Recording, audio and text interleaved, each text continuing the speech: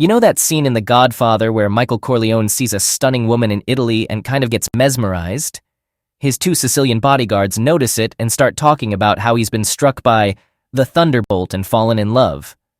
Well, that's not just a fictional movie thing. I actually witnessed it firsthand, though at the time I didn't understand what was happening. It happened to my wife. Unfortunately, she didn't experience that feeling when she met me. Instead, it occurred with another man 25 years after we got married, and that marked the beginning of the end for what I thought was a perfect life. But I'm getting ahead of myself. I tend to do that when I reflect on my past life and how things were supposed to unfold, even though they didn't go as planned. I should probably start from the beginning and introduce myself. I'm Alan Gregerson, though everyone calls me Greg. I'm 50 years old and I live in a small Midwestern city about a 2-hour drive from Chicago. I work as an accountant for a fairly large national company. The job can be a bit repetitive, but the pay is good, and aside from the busy months of March and April, I usually stick to a 40-hour work week without weekends. I was married up until 2 years ago. My ex-wife and I have a daughter together named Morgan. She's 25 now, married, has a child, and lives in Denver. My marriage ended in divorce after 26 years. The first 25 years of that marriage, which I mentioned before, seemed wonderful. I met Tracy at Iowa State University in Ames, Iowa during my sophomore year. She was also a sophomore, but she had moved into my dorm after spending her freshman year in a different one. I noticed her fit, athletic body lying on a towel outside the dorm, enjoying the strong August sun of Iowa. I was walking into the dorm with some friends when I caught a glimpse of her from the corner of my eye. "Hey guys, I gotta run. I'm about to go introduce myself to the future Mrs. Gregerson," I jokingly announced. Both of my friends turned their attention to Tracy, following where I was looking. "Wow," one of them said. I heard the words, but I couldn't tell you which of my friends said it. I was completely captivated by this blonde goddess lounging on a towel in a bikini by that side of the dorm.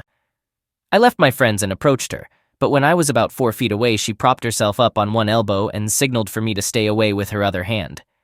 I felt deflated until she spoke up, "Hey dummy, you're blocking my sun." I quickly shifted about a foot to the right, allowing the sun to shine back on her. She rewarded me with a radiant smile, and at that moment, I would have done anything she asked. "Much better, dummy," she chuckled. She didn't seem bothered by a stranger approaching her. I guess when you look as attractive as she did, it's probably a common occurrence.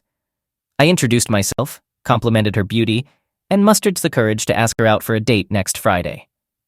"If I say yes, will you wipe that drool off your chin?" she coyly quipped. What? Oh yes, the drool. Absolutely, it's gone now." I stammered like an awkward guy in the throes of infatuation. "Well, I can tell you're not one of those smooth talkers with a line for every situation, so sure, we can go out on Friday night." I got her phone number. We went to a small Italian restaurant in Ames that Friday evening, and as I sat there looking completely smitten, she shared every detail of her life from age 3 to the present. I think she only stopped talking because our main course was finally served. We just seemed to connect effortlessly, and within a month we were spending nearly all of our free time together. Not only was she intelligent, she was her high school's valedictorian, but she also had a playful sense of humor and a quiet self-assuredness. I thought I was a pretty decent-looking guy, not a superstar, but I was fairly athletic. Earned 7 varsity letters in high school. Smart, ranked in the top 5 of my high school class, and I could hold a meaningful conversation on a wide range of topics. While I wasn't one of those smooth-talking guys with a clever line for everything, I did have a reasonable amount of self-assurance. However, when I asked Tracy out, I knew I was aiming higher than my league. But hey, you don't get anything if you don't give it a shot, right? Tracy and I had our first sexual experience on our 6th date. Neither of us were innocents, but I hadn't been with more than a few partners up until that point, and I got the sense that Tracy was in a similar situation. Update. Tracy and I tied the knot shortly after we graduated. Finding jobs was easy for both of us. She became a 3rd-grade teacher, and I landed a job as an accountant. Our incomes were stable, we purchased a house a couple of years later, and almost a year after moving in, we welcomed our only child, a daughter named Morgan. Life was good. Our bed life, though not wildly adventurous, provided us both with plenty of satisfaction. Like many couples, the frequency of our activities did slow down a bit with time and age. However, even when Morgan left for college, we were still quite active 3 or 4 times a week. Over the years, I occasionally had moments of concern about Tracy's fidelity, but those were rare. She might mention a young teacher at her school being a bit flirty, but she never gave any indication that she reciprocated or let things go further. I figured this was just my own insecurities. I mean, I'm not blind. Tracy's still attractive, and it's only natural for others to take a second glance. But that's where it ends. I made that crystal clear to Tracy from the beginning of our exclusive relationship. She responded in kind, assuring me she felt the same way. It didn't bother me if she noticed other guys, as long as it never went beyond looking. In return, I promised the same to her. That's how things were until 3 years ago.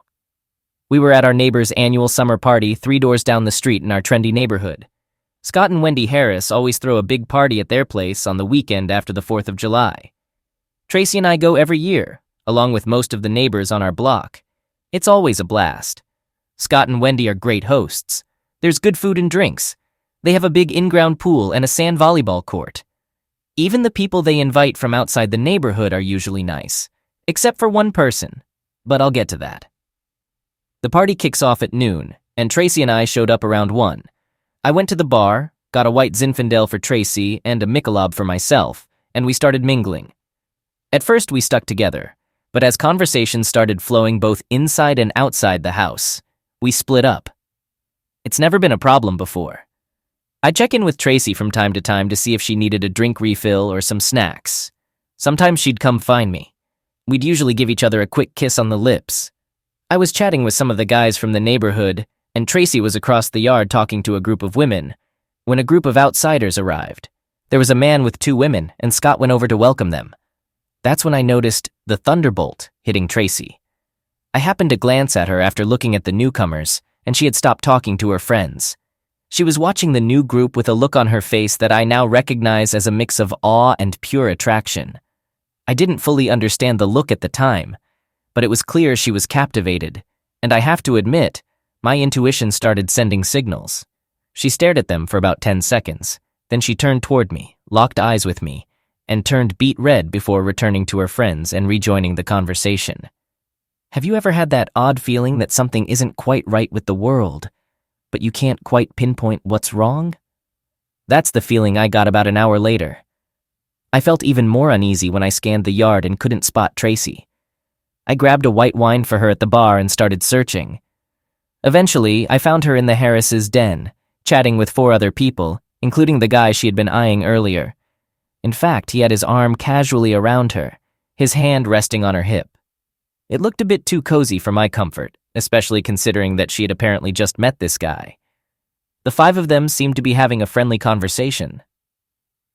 I'm pretty confident in myself, and I trust my wife completely. I didn't want to make a scene, but it seemed like this guy was getting too touchy with my wife. I approached the group from behind Tracy and her new friend, grabbing his wrist firmly to remove it from her hip. I don't think we've met yet, even though you seem way too comfortable with my wife, I said in a stern tone. He tried to pull away, but I had a tight grip on his wrist, keeping him in place. Tracy, who seemed a bit flushed before I joined them, turned even redder when she saw me. Oh, Greg, please, she sort of squealed when she realized I was holding his wrist. Greg, this is Charles Delane. He's a European literature teacher at the college. He started last year. He's French, and he didn't do anything inappropriate, so I left his hand where it was. The others in the group were nodding in agreement, so I let go of Charles's wrist and shook his hand firmly, maybe a bit too tightly, as I felt a few bones crunched together. Tracy then introduced me to the rest of the group, like an afterthought.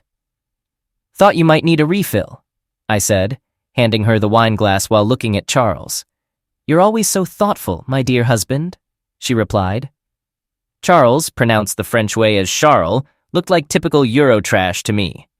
I have to admit he was a decent-looking guy around 32, about 6 feet tall and 170 pounds. He had a scruffy beard and his hair was somewhere between long and needing a trim. He had a strong French accent in his English, and I couldn't help but think he might be sleeping with half of his students. After the introductions, he went back to talking about Victor Hugo or someone. Feeling like I'd made my point, I headed back outside to the yard. Tracy and Charles joined the sand volleyball game in the backyard. I was usually quite competitive in these matches, and we played a lot as the winner's court. Many people watched from the safety of the deck, and that's where my wife and Charles settled. I was focused on the game, so I couldn't pay too much attention to them, but I did notice plenty of touching, smiling, and even a few blushes from Tracy. Every so often, I'd wave to her and she'd wave back. My team had been winning several games and still had control of the court an hour later when I realized that Tracy and Charles weren't in their seats anymore. I looked around the bar and grill area, but they weren't there either. My gut feeling was really strong, so I asked one of the other guys to take my place, joking that my 47-year-old legs were tired, and I needed a beer badly. They teased me about being an old man as I left the sand. To keep up appearances, I headed to the bar and grabbed another Michelob. I wandered around the yard for a bit and then went into the house. I checked every open room and listened carefully at the closed doors, but I couldn't see or hear Tracy or Charles. I eventually went over to the hostess, Wendy, and casually asked if she had seen my wife recently. "Yeah, she and Charles went to his car to check something, I think," Wendy said casually. "What car does he drive?" I asked with a hint of irritation. That's when Wendy seemed to realize something. We'd been friends for over 15 years. She looked concerned and replied, "It's a gray Saab." I stepped outside and glanced down the street. No sign of a Saab. Wendy joined me in the driveway. "I'm sure it's nothing, Greg," she said in a soothing tone. "They might have just gone to the college for a moment." "Yeah, thanks. Probably nothing," I replied without much certainty and walked away. The local college was only a 5-minute drive from home. I decided to check it out myself. I drove to the school and searched through all of their parking lots. No sign of the Saab. I called Tracy's cell phone, but it went straight to voicemail, suggesting she was either talking to someone else or her phone was off. I left a message. Over the next hour, I left her 4 more messages while sitting at home. I also reached out to her parents and sister to ask if they had heard from her. They all said no. It reminded me of a Sherlock Holmes quote. "Once you eliminate the impossible, whatever remains, no matter how improbable, must be the truth." I settled into my lazy boy chair in the family room and stared at the blank large screen for hours. I didn't even need to turn on the TV because the images were playing in my mind. My beautiful wife with that French guy? Seriously, why did we bother saving that country in 2 world wars? We should have just let the Germans have it. I didn't get any sleep that night. I just sat in the chair fixating on the TV. I half expected Tracy to sneak into the house during the night, but when that didn't happen, I started to think that maybe Charles had been in a car accident with Tracy in the car. Around 8 a.m., I called the local sheriff's office, identified myself, and asked if there were any accidents during the night. They said no. I dialed Tracy's phone 4 more times and got no response each time. As noon approached, I heard a car pull into the driveway and someone got out, as indicated by the door shutting. About 45 seconds later, Tracy used her key to open the door and walked in. A few seconds later, she saw me in the family room and quietly took a seat on the sofa across the room. If I had any doubts about what they had been up to, those were quickly shattered by her appearance. At least she had the decency to have showered before returning. Her long blonde hair, which was down yesterday, was now pulled back into a damp ponytail. She had no makeup on, and her skin on her chest, shoulders, and arms had a rosy glow.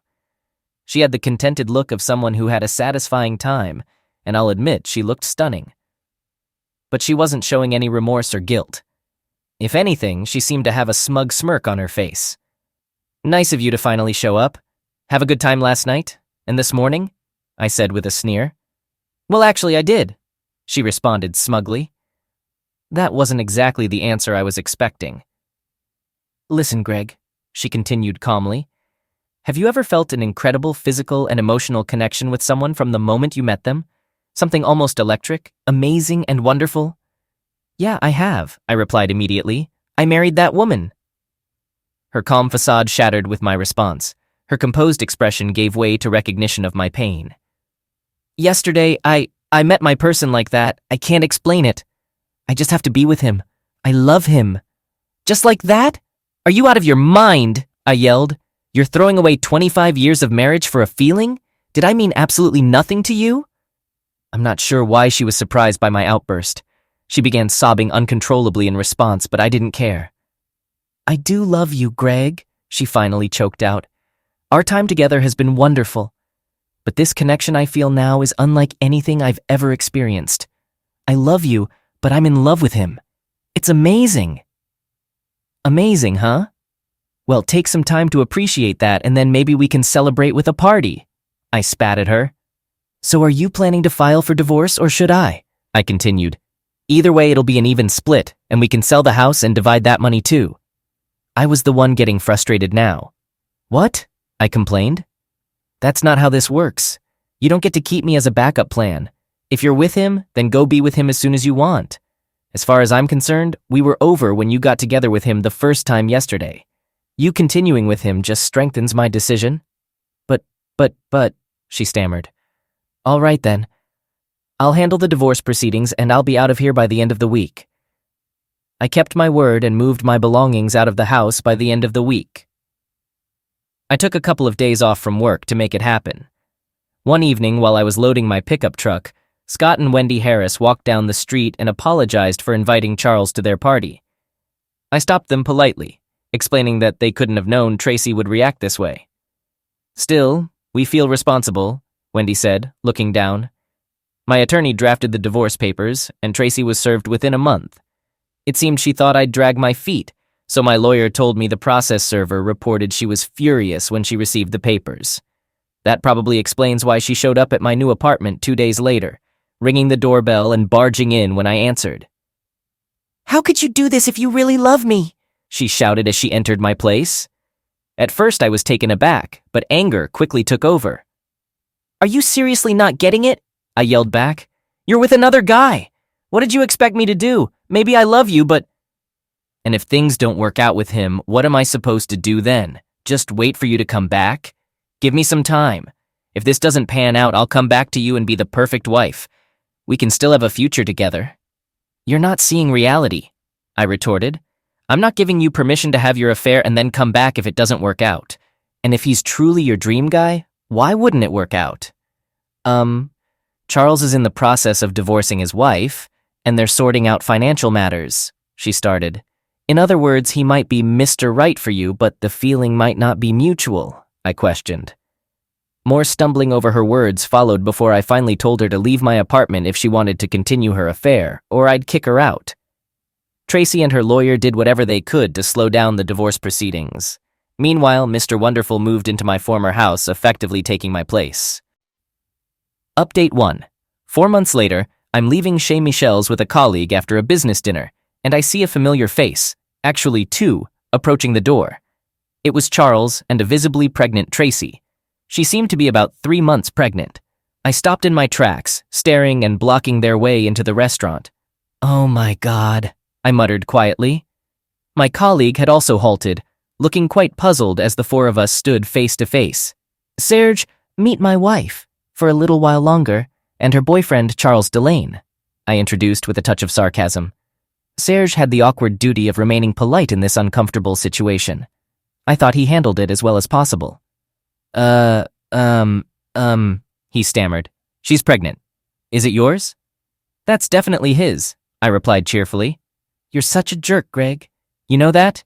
She retorted as she and Charles passed us and entered the restaurant. Later, Wendy Harris informed me that Tracy was indeed 3 months pregnant. It turned out Charles was such a wonderful guy that Tracy wanted to have his child and went off birth control. Best of luck with that, I told Wendy. The divorce was eventually finalized a few months later, and 2 months after that, Tracy gave birth to a son. Of course, they named him Charles Jr., because when you're so amazing, what better way to express it than by naming another person after yourself? Our daughter Morgan wasn't exactly pleased with Tracy's choice to have another child at this stage of life, especially since her parents weren't together and I wasn't the father. I'll admit I felt proud of Morgan for taking my side in this messy situation.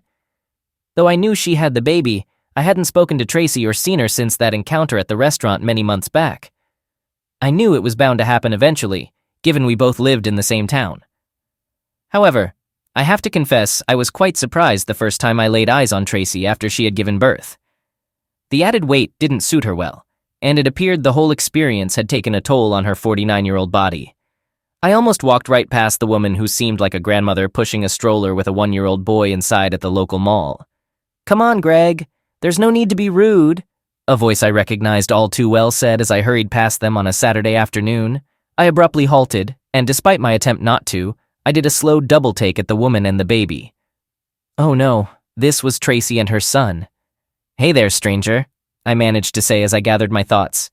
"Hey yourself," she replied. The baby was undeniably cute. He had Tracy's hair and eye color but bore his father's slightly darker complexion. "Wow, Mom, he's adorable," I genuinely remarked. Tracy blushed slightly and graciously thanked me. "I haven't seen you in a while and, well, pushing a stroller," I added, attempting to apologize for not recognizing her immediately. Although she visibly flinched at my apology, she chose to let it slide without comment. While I found her incredibly attractive after Morgan's birth many years ago, she was over 20 years older now, and since this baby wasn't mine, I suppose my hormones were quite under control. We chatted pleasantly for a few more minutes, mostly about her lack of sleep, and I sensed a genuine note of sadness, something she had never shown after Morgan's birth. I eventually excused myself, offering apologies, and went on with my shopping, which had been my original intent. I saw Tracy again at the Harris's summer party about 6 months later. Scott and Wendy always felt bad that Tracy met Charles at their party, but I assured them that I didn't blame them for her bad choices. Still, Wendy kept trying to set me up with her single and divorced friends, and I have to admit, some of those setups were pretty decent. They kept inviting me to their annual summer party, and even though I had skipped the last two, I decided to go this time, even though they warned me that Tracy and Charles would be there too. I assured them that if any issues arose, I wouldn't be the one causing them, and I meant it. I was at the party for a couple of hours when I noticed Tracy and Charles entering the backyard. Since the baby wasn't with them, I assumed they had left the baby with a babysitter. Tracy had shed some of her pregnancy weight and didn't look as much like a grandmother as she did the last time I saw her. Still, I couldn't ignore the sadness in her once bright blue eyes. Even when she smiled, there was something missing in her gaze. I addressed the elephant in the room early on by approaching Tracy and Charles, giving her a light hug and shaking his hand. I think both of them were a bit surprised, and I could swear I saw Wendy holding her breath as I walked over to them. We chatted briefly for maybe a minute, then I excused myself and returned to my group of friends by the grill. When the sand volleyball game started, I joined one of the teams. We played the second game, and while I was on the court, I noticed Tracy sitting in a chair, watching and cheering. I didn't see Mr. Wonderful anywhere around. After 2 games, we lost the second one, so we had to leave the court and wait for our next turn. While I was getting a beer, I glanced over at Tracy sitting alone. Some things never change, I thought to myself. I grabbed my drink and headed indoors. The third room I checked happened to be the den, and sure enough, my instincts were right on target. Charles had his arm around Marilyn Jansen's waist while talking in a small group, and Marilyn was looking at him with obvious desire in her eyes. Marilyn used to live down the street from me and she was undoubtedly married. I should have just kept to myself, I thought. If this is what I suspect, he's going to hook up with this woman tonight and cheat on Tracy. If I don't say anything, I'm in the wrong. If I do tell her, there's going to be trouble, and I'll still be in the wrong. A true friend would talk to her, but I wasn't a true friend. I was her ex-husband. Why should I even be responsible for this? But then fate intervened and made the decision for me. Marilyn's husband, Troy, was on my sand volleyball team, and apparently followed me inside to discuss some strategy. He saw the same thing I did. Charles with his arm around his wife and her looking at Charles like he's the best thing since sliced bread. "You jerk! Get your hands off my wife!" he yelled at Charles as he lunged towards them. I started to step in to prevent a fight, but then common sense prevailed, and I let my volleyball teammate rush past me. Before Charles could pull away from Troy's wife, Troy had grabbed Charles's arm. They returned about 10 minutes later with 2 police officers. The cops took statements from everyone present in the room at the time, just in case Charles wanted to press charges against Troy Jansen. The older officer, Sergeant Jim Hill, seemed to be around my age. The younger officer was Officer Kathleen McDonald, who appeared to be in her 40s and every bit as Irish as her name suggested, with her freckles, green eyes, and long red hair. I made sure to go over to Officer McDonald's side so I could give my statement to her. Amidst this commotion, Tracy was in tears. Officer McDonald noticed Tracy waiting for me and questioned me next. I explained what I saw and added that Charles had stolen my wife at this very party 3 years ago. She seemed surprised by my remark. "And you're still going to take her to the hospital for him?" she asked. Are you that nice or just a complete idiot? Gotta admit, that caught me off guard. I looked at her face and saw her trying not to smile. Definitely a complete idiot, I replied. She didn't see that response coming either, and let out a small laugh. I kind of liked that sound. After answering a couple more questions, I was done giving my statement. She said I could take Tracy to the hospital, but before I left, she warned me that Tracy might not believe my story if I told her.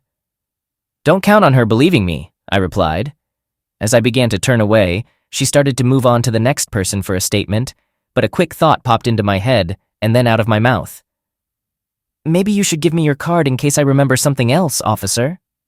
She grinned back at me, her eyes practically lighting up. She took a card from her uniform shirt's top left pocket, flipped it over, and jotted down what seemed to be her personal phone number. Thanks, officer, I chuckled at her, then put on a determined expression and turned to Tracy. Let's go.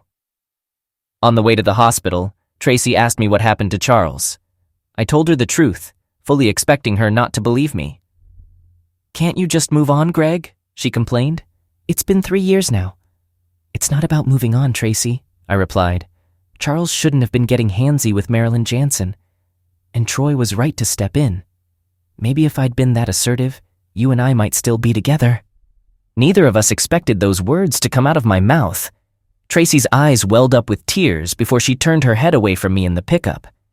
I dropped Tracy off at the ER and didn't go inside with her. She'd need to get an Uber back to the small home she shared with Charles since we sold our house and split the money after the divorce. With her out of sight for the night, I reached into my shirt pocket for the card Officer Kathleen McDonald had given me earlier. A nice girl, I thought to myself. Trying to play it cool, I waited 3 days before calling Officer Kathleen McDonald. She picked up on the second ring. Could you have taken any longer? I could be engaged and married by now, she teased over the phone. Guess you're right, but if you're that speedy, you might miss out on becoming the next and last Mrs. Allen Gregerson, I retorted. Now who's getting sassy? She retorted. How do you know I'll even agree when you ask me out? And no, I don't want to go to some Irish pub for a date. Her Irish pub remark caught me off guard because, honestly, that's what I had in mind. It seemed like a fitting idea to take an Irish girl to an Irish pub. She sensed my hesitation and nailed it. What's the deal with you guys? Can't any of you think outside the box? You see red hair, and you automatically think Irish pub. I stumbled for a moment before coming up with my plan B. Our city had an amazing Greek restaurant that I adored, and Greek cuisine was a far cry from Irish. She took only a split second to respond positively. Thanks for switching things up a bit, she said. Once I reject the Irish pub, most guys default to Asian. Sorry, but I'm not into food that could pass for a cockroach haven. I burst out laughing at that, and I think that's when I realized I might have found someone to spend my life with. We talked for another hour, covering a wide range of topics. I found out she was actually 45 and had been divorced for a decade. Her ex also had fidelity issues. She had a son who was a sophomore at Michigan State, studying pre-law. Our Saturday night dinner was incredible, and the company was even better.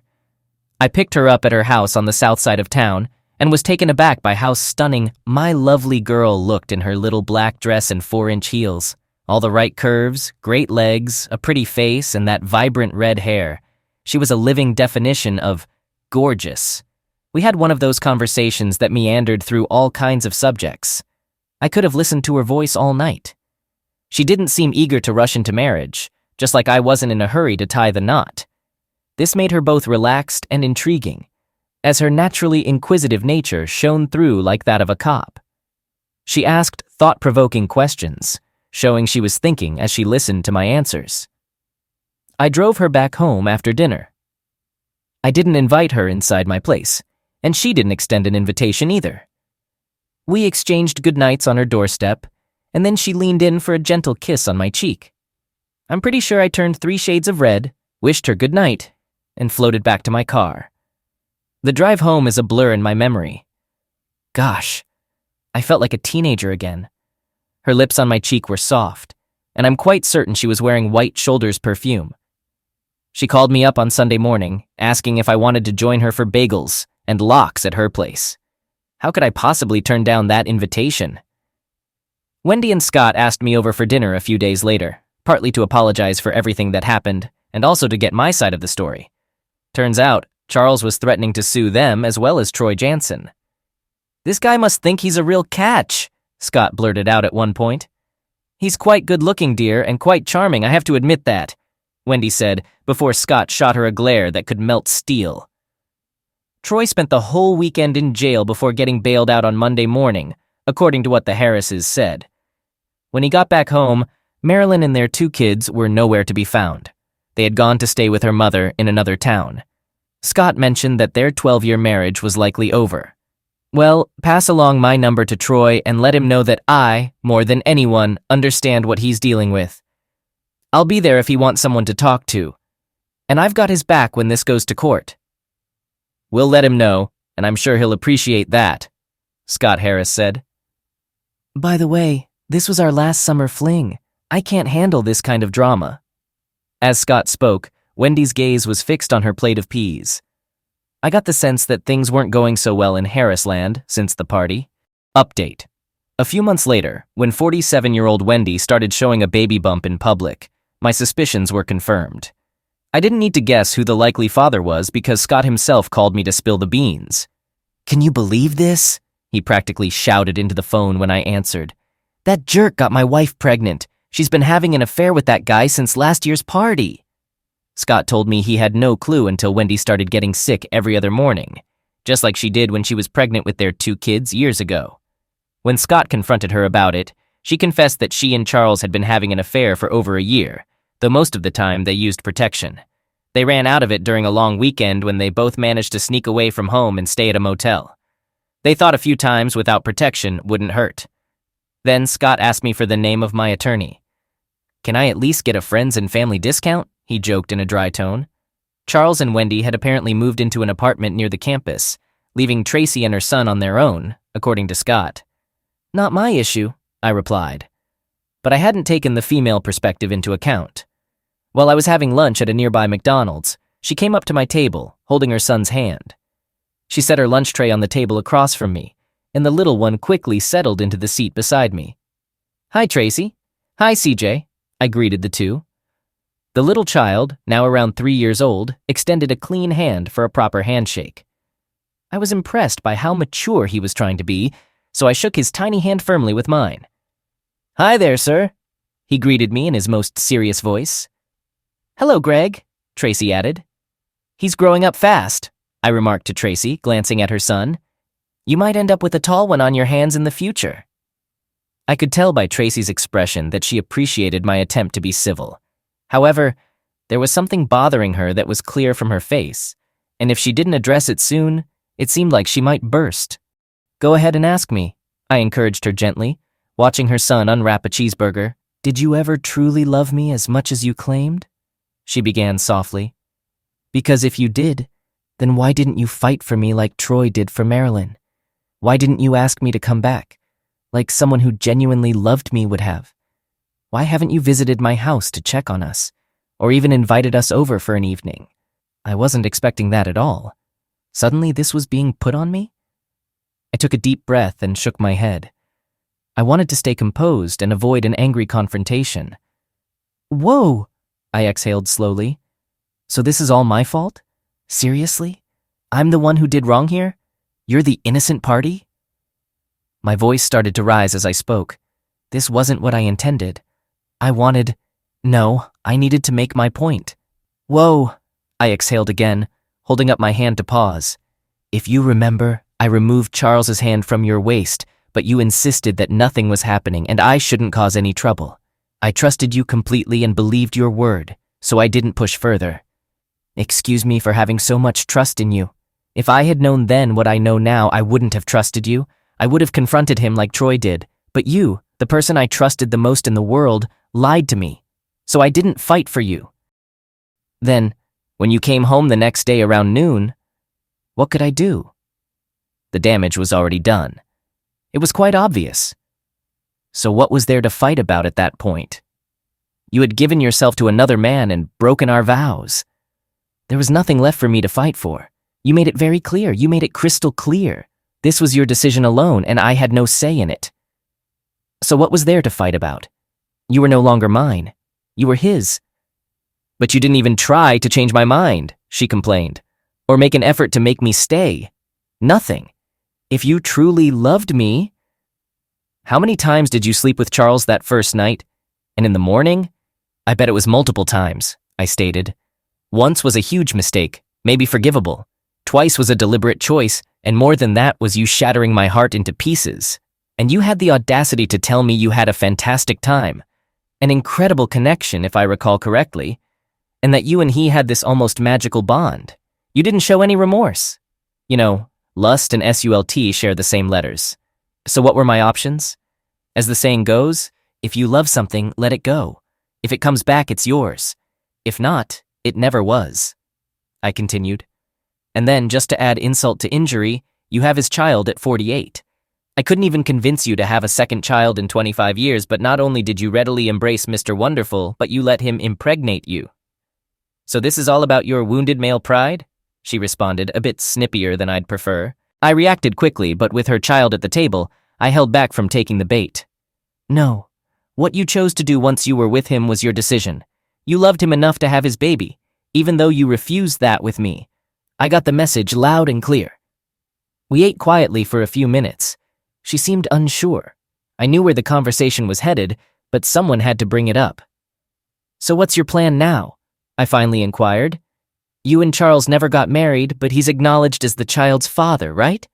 At the very least, you should pursue child support from him.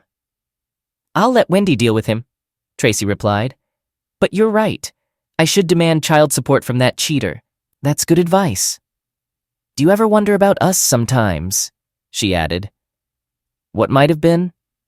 Honestly, no, I replied in a hushed tone. You shattered my heart so completely that I never wanted to imagine what could have been. There are some wonderful memories from our past that I'll always cherish. But that chapter is closed, and there's no going back. We continued eating, and I observed the young boy playing with his fries.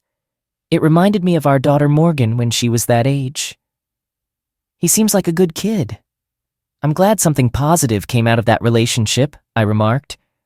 Even though we started with that intense connection, in the end, we never truly bonded the way you and I did. Our early days were passionate. I won't deny that, but we never grew together as a couple. Love couldn't replace the initial desire when that passion faded. It seemed to dawn on her at that moment, an epiphany of sorts. She shook her head with a tinge of sadness, tears forming in her eyes. She traded the warmth and security of love for the fleeting spark of lust. Just like lightning, it had its brilliant moment before disappearing. My bonny lass and I just celebrated our 10th wedding anniversary with a trip to an unexpected destination, Spain. I jokingly suggested a visit to her homeland, but after playfully hitting me hard enough to leave a mark, she opted for a warmer and spicier location. Our relationship can be described as warmer and spicier too. We have a few more years of work left before retiring from the cybersecurity firm we co-founded. Since my shift from engineering and her exit from the police force to start the company, things have gone remarkably well. We're nearly inseparable, both in business and in our personal lives, yet the magic hasn't faded. It might sound cliché, but I think I fall for her a bit more each day. Between the two of us, we now have 5 grandchildren. Despite one branch of the family residing in Denver, Colorado, and the other in Houston, Texas, we managed to see them regularly. I occasionally bump into Tracy around town, but our conversations rarely exceed a few sentences. She's busy being a mom to CJ, who's around 13 now. To my knowledge, she hasn't remarried and seldom dates. My daughter, who occasionally talks to her, shares this.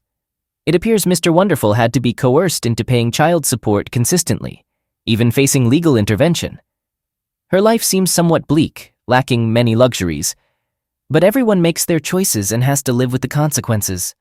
I won't apologize for moving on with my life.